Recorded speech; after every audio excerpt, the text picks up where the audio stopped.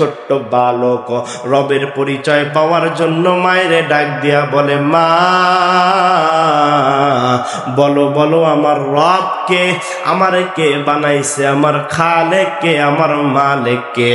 মা ডাক দিয়া বলতেছে, রে ছোট্ট সন্তান ইব্রাহিম, তোমারে আবার কে বানাইব? আমাদের রব হলো নমরুদ। আর তুমি যদি বলো তোমারে সৃষ্টি করছে কে, আমি তোমারে জন্ম দিছি।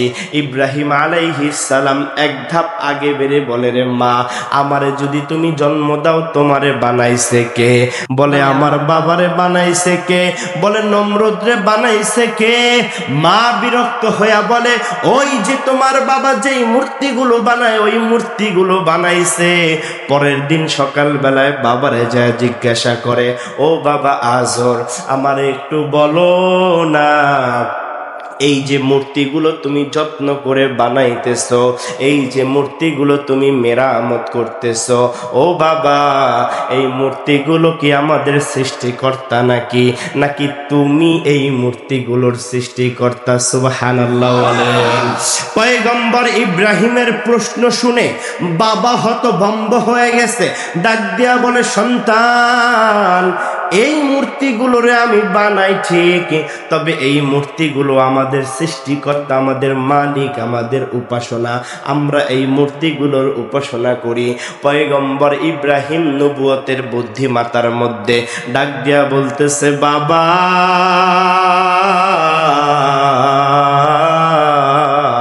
এই মূর্তিগুলো আমার সামনে তুমি বানাইতেছো, তুমি বলতেছো এই মূর্তিগুলো আমাদের খাওয়ায়, এই মূর্তিগুলো আমাদের বাঁচায়, এই মূর্তিগুলো আমাদেরকে সৃষ্টি করছে।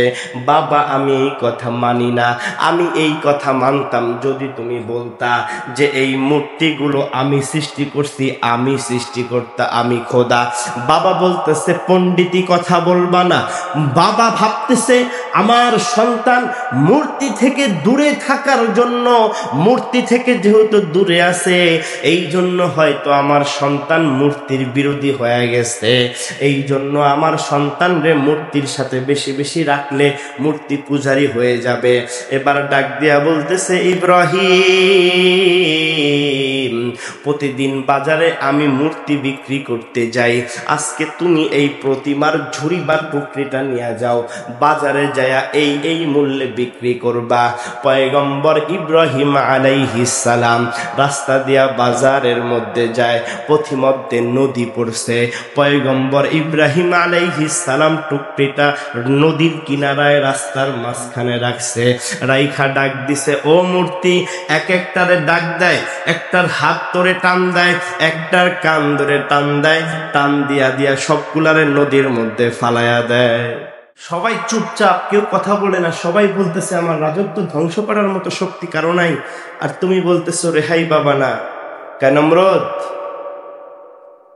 তোমরা তো আল্লাহর ইবাদত করো না, কিতাবাদি পড়ো না, এগুলো বুঝো না, রাত সবাই আমাদের না পাইরা রাখছো, আমি আসি ওই কোনায় বৈশা থাকি, সব দেখি, কিন্তু আমার মনে হয় তোমার সময় আর বেশি নাই। ডাক দিয়া বলে, রে নমরুদ, কত আর অত্যাচার করবা, কত আর জুলুম করবা, কত আর বাহাদুরি দেখাইবা? আমার আল্লাহ হয়তো এমন একজন পয়গম্বর পাঠিয়ে দিবেন, যেই পয়গম্বর তোমার রাজত্বকে ধূলিসাৎ করে দেবে। আল্লাহু আকবার বলে। এবার গণকদের বলে, কিরে ওই স্বপ্নের ব্যাখ্যা করলো এটা, তোরা বলো কিছু না কিছু না। কয়, সাত দাঁড়ান, আমরা তো আসলে মজলিস করি নাই, আপনারে পা চাপতে আর তেল দিতে যায় উল্টা পাল্টা বলছি, আগে দাঁড়ান আমরা দরবার করে নেই। এবার গণক আর ওই ভণ্ড আলেম যেগুলো আছে, ওর দরবারের জ্ঞানী পণ্ডিত সব একলগে বসে গণনা করে কয়, স্যার, এমন এক সন্তান এই ইরাকের বাবেল শহরের মধ্যে আসতেছে, যেই সন্তান আসার পরে আপনার এই রাজত্বকে চূর্ণ বিচূর্ণ করে দেবে। ওই নমরুদের মাথার মধ্যে রক্ত উঠে গেছে। বলে, বলো কি করা যায়? ওই যে পাশে বসা পণ্ডিত আজব, ইব্রাহিম আলাইহিস সালামের পিতা, ও তো একদম রাজ পরিষদের সবচেয়ে মূল্যবান ব্যক্তি। ও বুদ্ধি দিতেছে যে, স্যার, করা একটা যায় কি কয় জন্ম নিয়ন্ত্রণ, বার্থ কন্ট্রোল। কোন স্বামী তার স্ত্রীর সাথে মেলামেশা করবে না, সন্তান জন্ম হবে না। আর যেগুলো পেটের মধ্যে আছে আসার সাথে সাথে জবাই করা হবে পুরুষদেরকে, আর মেয়েদেরকে ছেড়ে দেওয়া হবে। কয় লাইক পছন্দ হয়েছে, নাউজুবিল্লাহ বলেন না। ক্ষমতায় টিকে থাকার জন্য এরকম হত্যাকারী আমাদের সমাজেও আছে নাকি? আরেকটু জোরে বলতে হবে, আছে নাকি? কিন্তু কি করে? আল্লাহ ছাড় দেয়, ছেড়ে দেয় না। আজকে যারা ঢাকা বিশ্ববিদ্যালয়ে সামান্য কিছু টাকা পয়সার জন্য এক ভাইকে হত্যা করে ফেলতেছেন, মনে রাখবেন এই দিন না, আরো দিন আছে। এই দিনের নেবে সেই দিনের কাছে। তো আপনি আজকে ক্ষমতার পালাবদলের পরে আপনার হাতে ক্ষমতা পেয়ে আপনি যদি আবার জুলুম শুরু করে দেন, মানুষের উপরে অত্যাচার শুরু করে দেন, মনে রাখবেন স্বৈরাচারের যে অবস্থা হয়েছে, মুখ দেখানোর মতো যে অবস্থা নেই, সেটা আজকের শুধু নয়, নমরুদ থেকে নিয়ে, ফিরাউন থেকে নিয়ে, হামান থেকে নিয়ে, কারুন থেকে নিয়ে যে শিক্ষা পৃথিবীবাসীকে আল্লাহ তাআলা দিয়েছে, সে শিক্ষা আবার পুনরাবৃত্তি হবে। কথা বলেন ঠিক কিনা? অতএব হ্যাঁ, আযাব বলতেছে যে সবগুলোকে হত্যা করো। ঠিক আছে, ঢোল পিটায় আইন করে দিল, আজকের থেকে সন্তান জন্ম দেওয়া বন্ধ, স্বামী স্ত্রী মেলামেশা করতে পারবে না, সমস্ত জওয়ান যারা বিবাহ করেছে তাদের নিয়ে জেলে আটকানো হলো, এবং যারা বিবাহ করে নাই তাদের জন্য বিবাহ বন্ধ করে দেয়া হলো। এই কঠিন এক অবস্থা রাজ্যের মধ্যে ল 144 দ্বারা জারি করে দিল। ঠিক আছে, এখন বলেন তো, আজল ও তো বুদ্ধি দিছে, যে আইন করে তার উপরে কি আইন প্রয়োগ করা হয়? হয় না। জালেম রাষ্ট্রের এটাই তরিকা, অন্য দলকে জেলে ঢুকানোর জন্য, অন্য দলকে গায়েল করার জন্য আইন তৈরি করা হয়। কিন্তু আমার আল্লাহ এমন ভাবে গায়েল করে, ওয়ামাকারু ওয়ামাকারাল্লাহ আল্লাহু খায়রুল মাকিরিন। অন্যকে গায়েল করার জন্য যেই গর্ত করা হয়, ওই গর্তে আল্লাহ ওরাই ফেলায়। কথা বলেন কিনা? আল্লাহ তাআলা ডাক দেয়া কয়, রে নমরুদ, সামান্য দুনিয়ার বাদশাহী পায়া নিজেরে আনা রব্বুকুমুল আ'লা বইলা ঘোষণা দিয়ে দিছ। আমি আল্লাহ যেই আজর তোরে বার্থ কন্ট্রোলার, জন্ম নিয়ন্ত্রণের তরিকা আর বুদ্ধি দিছে, আমি ওই আজরের ঘরে ইব্রাহিম রে আইনা দেখা দিমু। বলেন তো তিনি চাইলে পারে কিনা? কাদের কুদরতদারি বরকামাল, আনতা রব্বি আনতা হাসবি যুল জালাল, তুহি কাদের জলিলুল্লাহ জাহাদার, বহর হালে তুহি মেরা নেগাহদার। একটু কণ্ঠ ছেড়ে বলেন আল্লাহু আকবার। সকলের বাদ কন্ট্রোলার, জন্ম নিয়ন্ত্রণের পদ্ধতি, আইন শুরু হয়ে গিয়েছে। অপোজিট সাইড থেকে, অপর দিক থেকে আজরের উপরে কোনো নিয়ম নাই, কোনো বাধা নাই, কোনো নিষেধাজ্ঞা নাই। আজর বিবির সাথে সংস্পর্শে চলে যায়, মুলাকাত হয়ে যায়। আল্লাহ তাআলা মুলাকাতের সাথে সাথে পয়গম্বর ইব্রাহিম আলাইহিস সালাতু ওয়াস সালামকে গর্ভের মধ্যে দিয়া দেয়।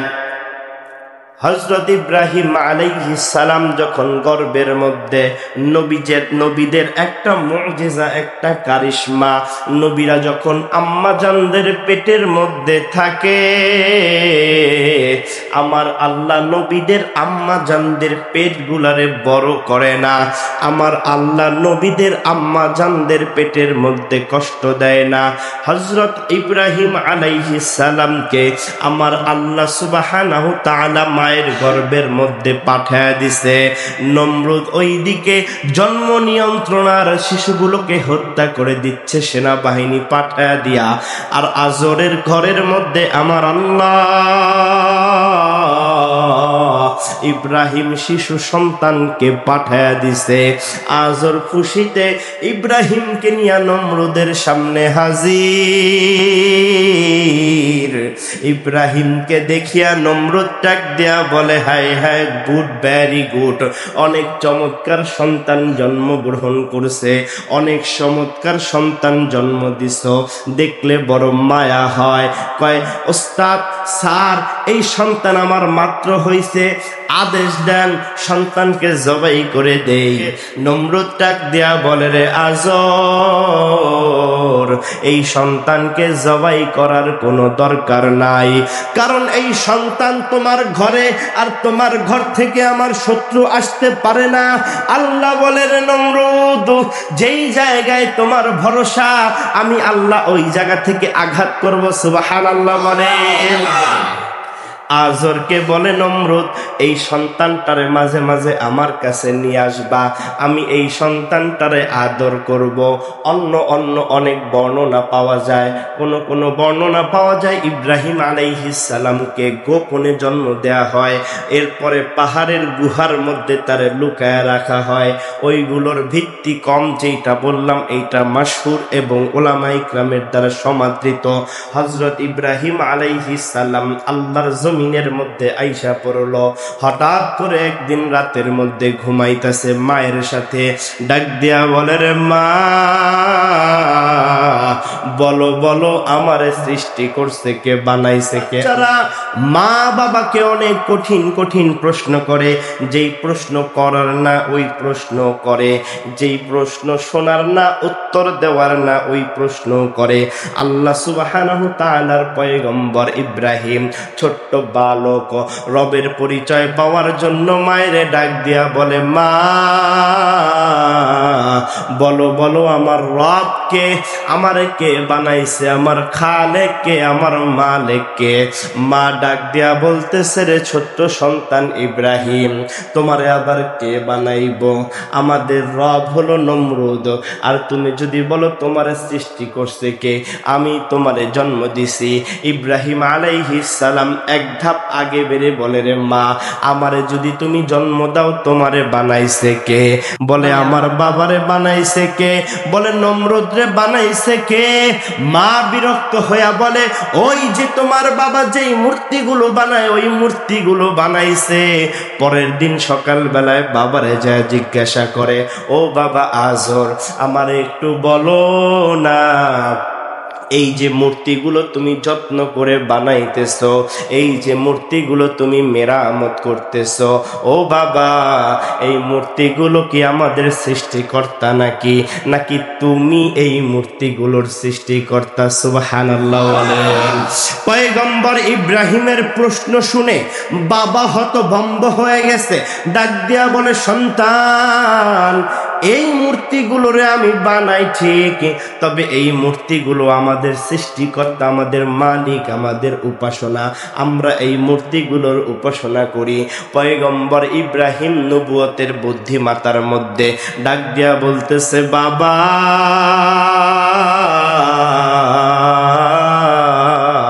এই মূর্তিগুলো আমার সামনে তুমি বানাইতেছো, তুমি বলতেছো এই মূর্তিগুলো আমাদের খাওয়ায়, এই মূর্তিগুলো আমাদের বাঁচায়, এই মূর্তিগুলো আমাদেরকে সৃষ্টি করছে।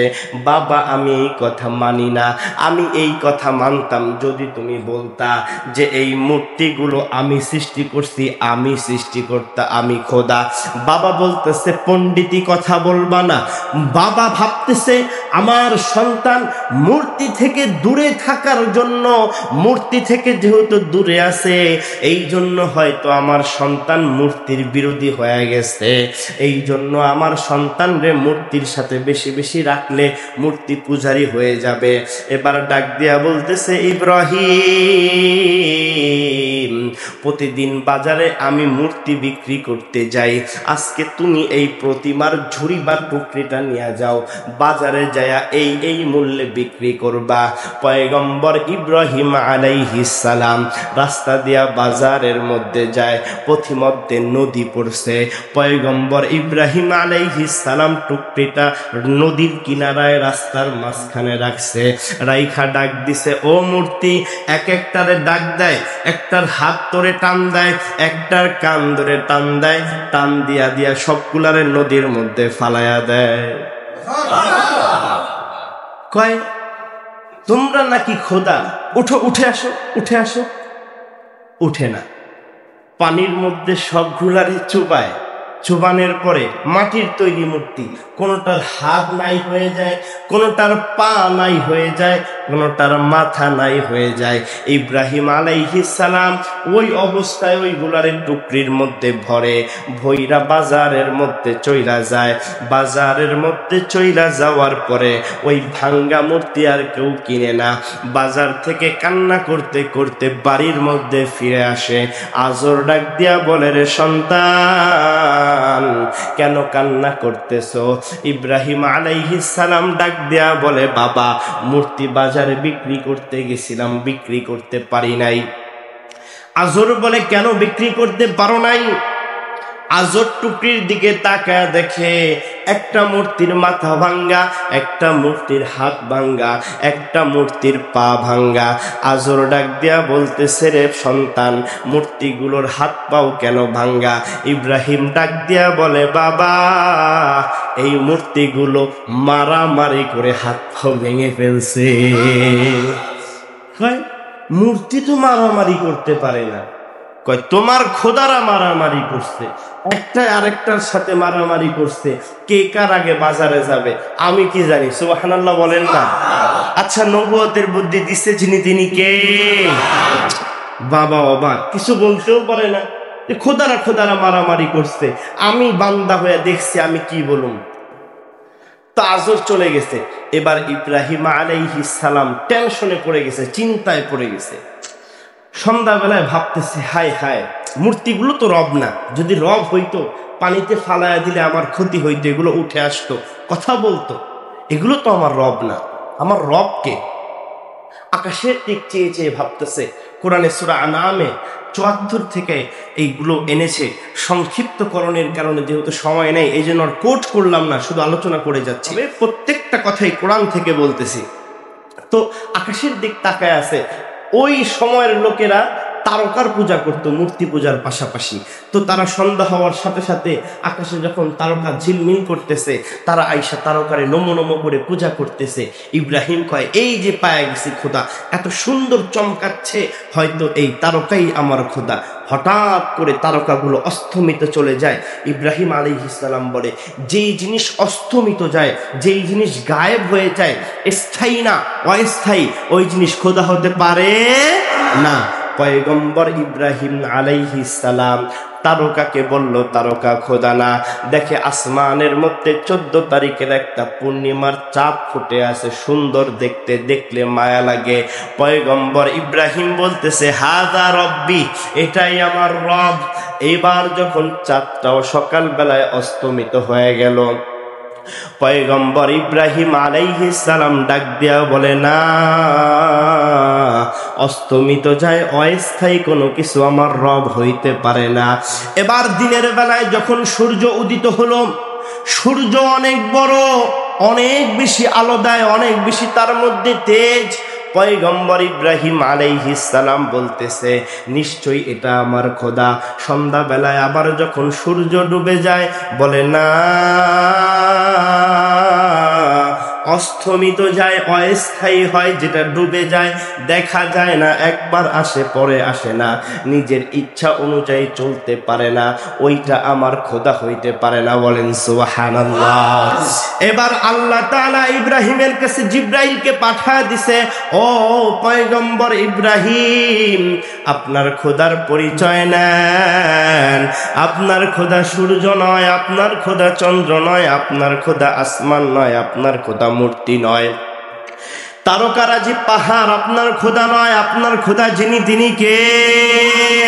আল্লাহ জানা দেয় ইন্নী ওয়াজ্জাহতু ওয়াজহিয়া লিল্লাযী ফাতারাস সামাওয়াতি ওয়াল আরদা।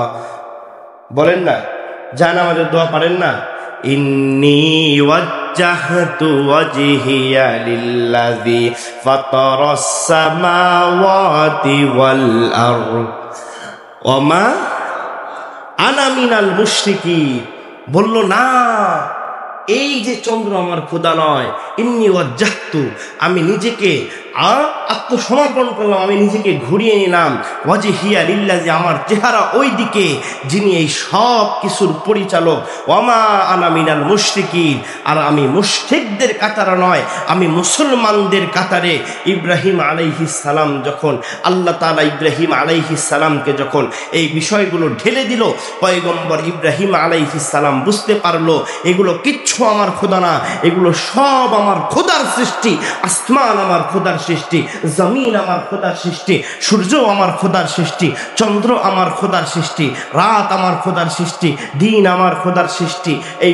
এই মূর্তি, পাহাড় পর্বত, মাটি, নদী নালা যা দেখা যায় কোনো কিছু আমার খোদা নয়। আমার খোদা হলো এগুলোকে যিনি বানিয়েছেন তিনি। হযরত ইব্রাহিম আলাইহিস সালাম বললেন, ওমা আনা মিনাল মুশরিকিন, আমি আমার খোদার সাথে অন্য কিছুকে শরীককারীদের অন্তর্ভুক্ত হব না, আমি একমাত্র যার ইবাদত করব তিনি কে? পয়গম্বর ইব্রাহিম আলাইহিস সালাম বুঝতে পারলেন এই সব কিছু আমার খোদা নয়, আমার খোদা হলো একমাত্র আমার আল্লাহ তাআলা। আমি মুসলমানদের অন্তর্ভুক্ত হয়ে গেলাম। আমি সূর্যের ইবাদত করব না, চন্দ্রের ইবাদত করব না, তারকারাজির ইবাদত করব না, আমি মূর্তির ইবাদত করব না, রাতের ইবাদত করব না, গাছের ইবাদত করব না, দিনের ইবাদত করব না, আমি আমার আল্লাহর ইবাদত করব। আর মুসলমান হয়ে যাব, অনুগত্যশীল হয়ে যাব, আমি আল্লাহর একত্ববাদের অনুসরণ করব। আল্লাহ যা বলবে সেইটা মানব, আল্লাহ যেটা করতে বলবে না সেটা মানা যাবে না। কথা বলেন ঠিক কিনা? এই জন্যই তো হযরত ইব্রাহিম আলাইহিস সালাম বললেন, ওয়া আনা মিনাল মুসলিমিন, আমি মুসলমানদের অন্তর্ভুক্ত। পয়গম্বর ইব্রাহিম আলাইহিস সালাতু ওয়াস সালাম যখন এই কথা বললেন, রবের পরিচয় পেয়ে গেলেন। আল্লাহ তাআলা নবুয়তের দায়িত্ব দিয়া দিল। আল্লাহ তাআলা নবুয়তের দায়িত্ব দেওয়ার পরে পয়গম্বর ইব্রাহিম আলাইহিস সালাম দৌড়ে তার বাবার কাছে যায়। বাবার কাছে যায় ডাক দেয়, বাবা, যেই মূর্তিগুলোর ইবাদত করো, যেই সূর্যের ইবাদত করো, যেই চন্দ্রের ইবাদত করো, ও বাবা, যেই নমরুদকে খোদা হিসাবে মানো, ওই সূর্য তোমার রব নয়, ওই চন্দ্র তোমার রব নয়, তারকা তোমার রব নয়, নমরুদ তোমার রব নয়, তোমার রব আমার আল্লাহ। আমি ইব্রাহিম রে ওই আল্লাহ জ্ঞান দান করছে, কল্যাণ দান করছে। সূরার মধ্যে, সূরা আনআমের মধ্যে আল্লাহ তাআলা কথাটা উল্লেখ করে এইভাবে, وَإِذْ قَالَ إِبْرَاهِيمُ لِأَبِيهِ آزَرَ أَتَتَّخِذُ أَصْنَامًا آلِهَةً إِنِّي أَرَاكَ وَقَوْمَكَ فِي ضَلَالٍ مُبِينٍ।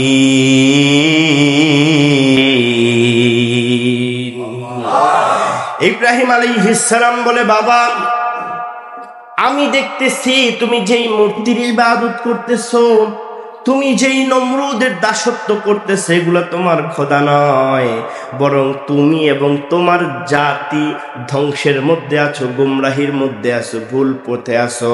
বাবা, আসো আসো, আমার আল্লাহর ইবাদত করো। আমার আল্লাহ আমারে খাওয়ায়, আমার আল্লাহ আমারে পড়ায়, আমার আল্লাহ আমারে সৃষ্টি করছে। বাবা মুখটা উল্টায়া অপর দিকে ফিরে গেল। ঘর থেকে পয়গম্বর ইব্রাহিম আলাইহিস সালাম দাওয়াত দেয়া শুরু করলেন।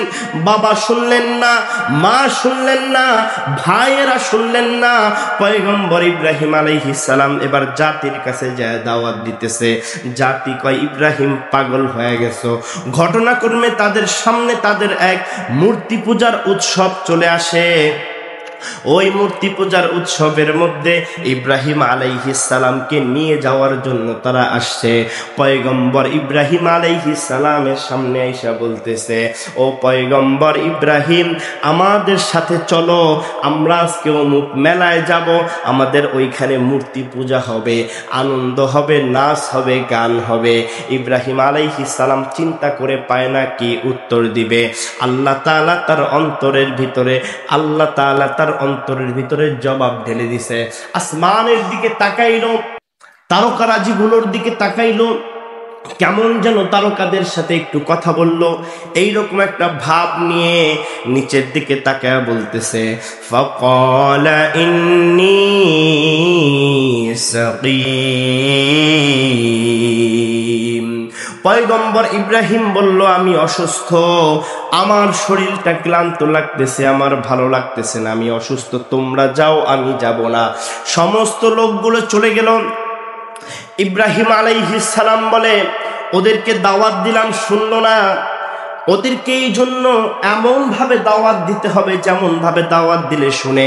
পয়গম্বর ইব্রাহিম আলাইহিস সালাতু ওয়াস সালাম ওরা যখন ওই মেলার মধ্যে নাচ গান আর ফুর্তি আর মদ পান আর শরাব পানের দিকে ছুটে চলে গেল, পয়গম্বর ইব্রাহিম আলাইহিস সালাম ওদের ইবাদতখানায় গেল, ওদের মন্দিরের মধ্যে গেল।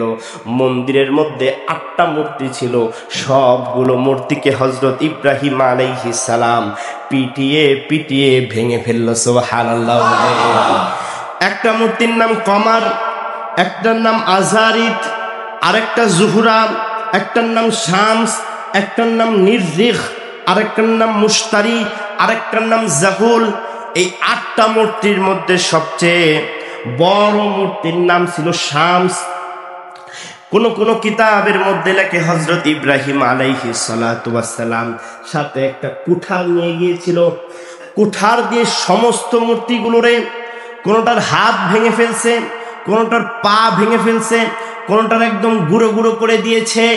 মূর্তিগুলোরে ভেঙে টুকরো টুকরো করে ওই যে বড় মূর্তি যেটা, ওই শামসের গলার মধ্যে কুড়ালটা ঝুলায় রাখছে। সুবহানাল্লাহ বলেন। এবার যখন তারা সারাদিন অনুষ্ঠান করে ওই মন্দিরের মধ্যে ইবাদত করার জন্য আসছে, আয়েশা দেখে পয়গম্বর ইব্রাহিম আলাইহিস সালামের মূর্তিগুলো সব ভেঙে ফেলছে। ডাক দিছে, কে মূর্তি ভাঙছে, কিভাবে এমন হইল? সকলে তারা বলা বলি করতেছে, এই কাজ একজন ছাড়া কেউ করতে পারে না। বলে সে কে? বলে আজরের বেটা ইব্রাহিম। সূরা আম্বিয়ার ভিতরে আল্লাহ তাআলা এখানে লম্বা আলোচনা করেছে। বলে আজরের বেটা ইব্রাহিম। বলে ইব্রাহিম, হ্যাঁ হ্যাঁ হতে পারে, কারণ শুনেছি ইব্রাহিম নাকি আমাদের মূর্তির বিরোধিতা করে, তার বাবাকে এক আল্লাহর দাওয়াত দিয়েছে, তার বাবাকে মূর্তির বিরুদ্ধে দাওয়াত দিয়েছে, ইব্রাহিম হলে হতে পারে। সকলে মিলে ইব্রাহিমকে ডেকে আনছে। এবার ইব্রাহিমকে জিজ্ঞাসা করা হচ্ছে, ইব্রাহিম তুমি কি আমাদের দেবতাগুলোকে ভেঙে দিয়েছো, মূর্তিগুলোকে ভেঙে দিয়েছো? পয়গম্বর ইব্রাহিম আলাইহিস সালাম স্পষ্ট বলে নাই যে না, আমি ভাঙ্গি নাই। পয়গম্বর ইব্রাহিম আলাইহিস সালাম বলতেছে, তোমাদের খোদাকে কে ভাঙছে আমি কিভাবে বলবো? ওই যে বড় মূর্তিটা দাঁড়ায় আছে, ওর কাছে কুড়াল আছে, নিশ্চয়ই ও ভাঙছে। সুবহানাল্লাহ বলে। কই ইব্রাহিম, আমাদের খোদা নড়তে পারে না, চড়তে পারে না, কথা বলতে পারে না, ও কিভাবে করবে? এবার ইব্রাহিম কয়, এই সময়ের অপেক্ষায় তো ছিলাম, তোমাদেরকে আমি কিভাবে দাওয়াত দিব? ইব্রাহিম আলাইহিস সালাতু ওয়াস সালাম ডাক দিয়া বলে, রে জাতি,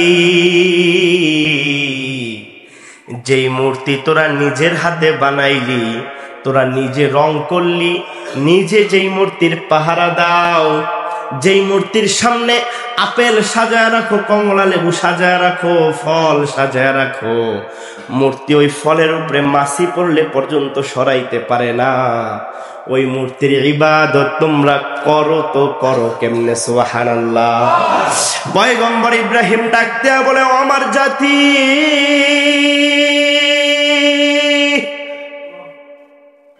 যেই মূর্তি তোমাদের কোনো কল্যাণ করতে পারে না, যেই মূর্তি তোমাদের কোনো উপকার করতে পারে না, যেই দেবতারা তাদের নিজেদের বাঁচানোর ক্ষমতা রাখে না, ওই মূর্তি তোমাদের কিভাবে উপকারে আসে? আল্লাহ তাআলা কোরআনের মধ্যে বলে তারা মাথাটা এবার নিচের দিকে দিয়ে দিছে, ডাক দিয়া বলে রে ইব্রাহিম তুমি জানো আমাদের এই মূর্তিগুলো কথা বলতে পারে না, নড়তে পারে না। ইব্রাহিম আলাইহিস সালাম সুযোগ পায়া বলতেছে শোন এই মূর্তির পূজা ছেড়ে দাও, আসো আসো আল্লাহর ইবাদতের পথে আসো। পয়গম্বর ইব্রাহিম আলাইহিস সালামের দাওয়াতের জবাবে তারা বলতেছে কিভাবে ছাড়বো? আমাদের বাবার এটা করতো, আমাদের দাদার এটা করতো, আমাদের পূর্বপুরুষরা এটা করতো। বর্তমান সমাজেও তাকালে এক ঘরানার ভাইদেরকে দেখবেন তারা বিভিন্ন ওরস শরীফের নামে বিভিন্ন গান বাজনা করে। আমি নিজে দেখেছি একটা ছবি তাদের পীরের ছবিটা সামনে রাখে, সেই ছবির সামনে তারা খাবার পরিবেশন করে, খাবার দেয়। আব্বুজি মনে কষ্ট নিবেন না, ভালো করে বুঝার চেষ্টা করবেন।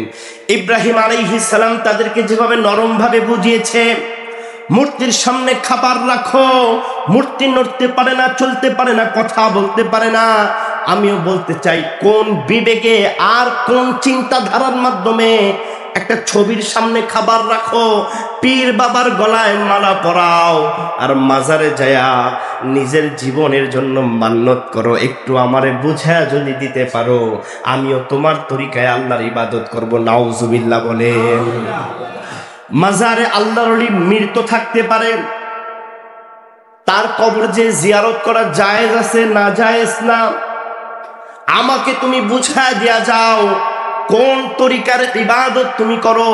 তোমার পীরের ছবি দিয়া, যে ছবির ব্যাপারে আল্লাহ তাআলা আল্লাহর নবী বলে ছবি বানানো ওয়ালাগন কিয়ামতের ময়দানে আল্লাহর সামনে দাঁড়িয়ে ওই ছবির মধ্যে রুহু না দিতে পারলে জাহান্নামের মধ্যে যাবে।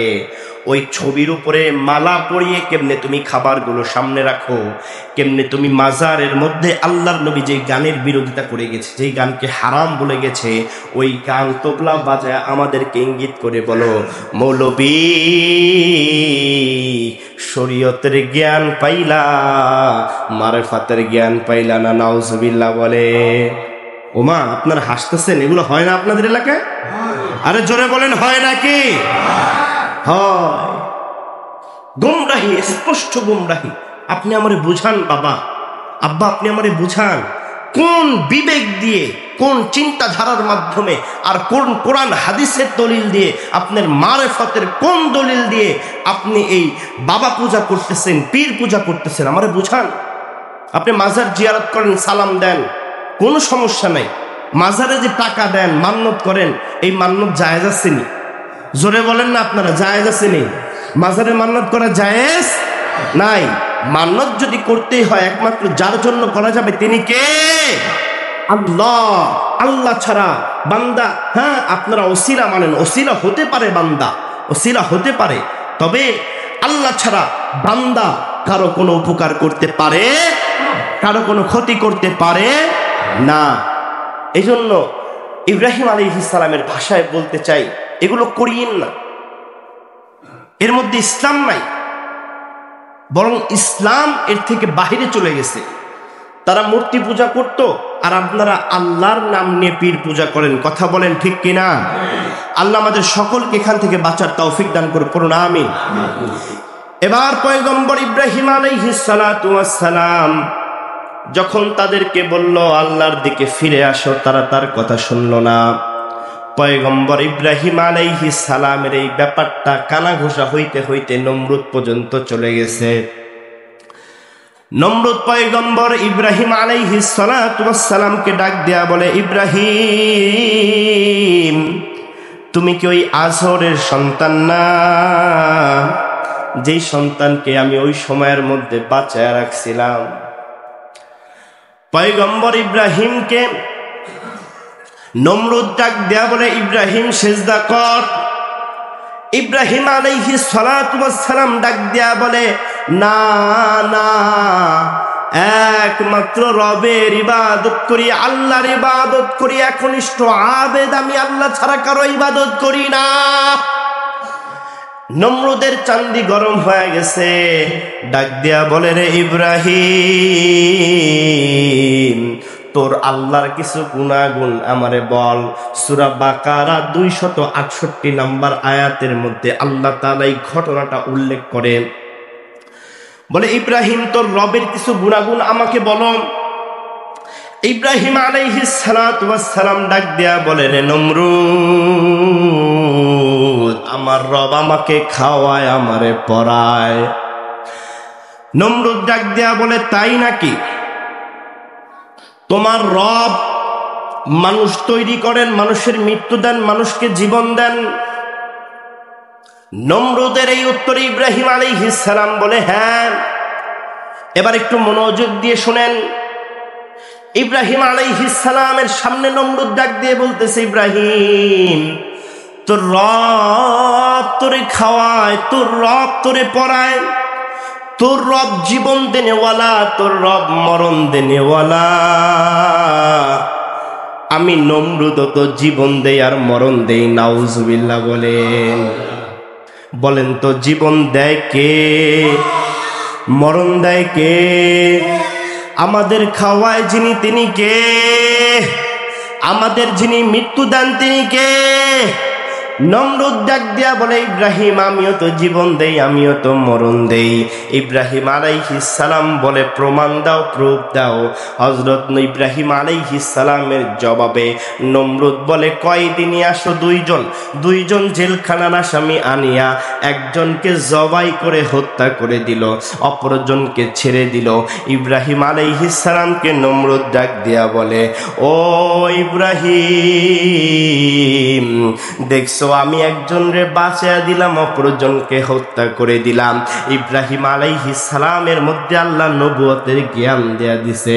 এবার ডাক দেয়া বলে, নমরুদ, তুমি যদি আল্লাহ হও, তুমি একজন রে জীবিত করলা, অপরজনকে হত্যা করে দিলা, পারলে সূর্য পূব দিক থেকে উঠে পশ্চিমে অস্ত যায়, পারলে সূর্যটারে পশ্চিম দিক থেকে উঠায়া পূর্ব দিকে অস্ত নাও। সুবহানাল্লাহ বলে। নমরুদ চুপ হয়ে গেছে।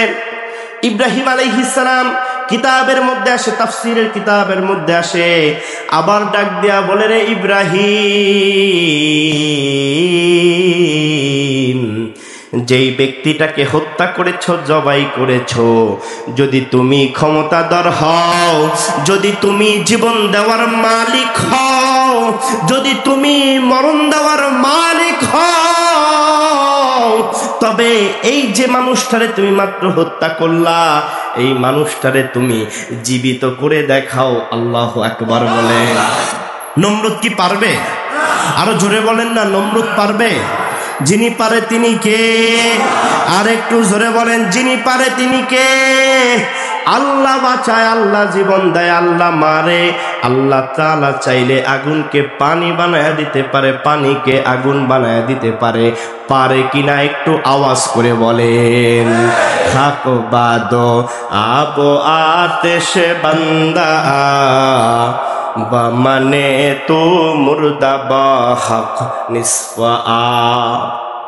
আল্লাহ বলে, জীবন দেওয়ার মালিক আমি, মরণ দেওয়ার মালিক আমি, আমি আল্লাহ বাঁচাই, আমি আল্লাহ মারি। নমরুদ যখন হযরত ইব্রাহিম আলাইহিস সালামের যুক্তির সামনে পারল না, এবার ডাক দিয়া বলে, ইব্রাহিম রে বন্দী কর, ইব্রাহিমের জন্য আগুন লাগাও, আগুনের কুণ্ডলি পাকায়া দাও। লম্বা চৌড়া ঘটনা। যখনই কোনো জালেম কোনো ভালো মানুষের সাথে না পারে, এইভাবে করে জেলের মধ্যে বন্দি করে দেয়, এইভাবে করে গুম আর হত্যা করে। কথা বলেন ঠিক কিনা? আল্লাহ তাআলা মহাযজ্ঞ নমরুদের ধ্বংস করে দিল। আল্লাহ ডাক দেয়া বলে, রে আগুন, কুনি বারদাও ওয়া সালামান আলা ইব্রাহিম, আমার ইব্রাহিমের জন্য আগুন বেশি ঠান্ডাও হবি না, যেন আমার ইব্রাহিমের কষ্ট না হয়। আগুন মোমের মতো নরম একটা বিছানা হয়ে যাও, জান্নাতের ফুল বাগিচার মতো নরম আর সুন্দর হয়ে যাও। সুবহানাল্লাহ। ইনশাআল্লাহ আগামী সপ্তাহে আমরা আলোচনা করব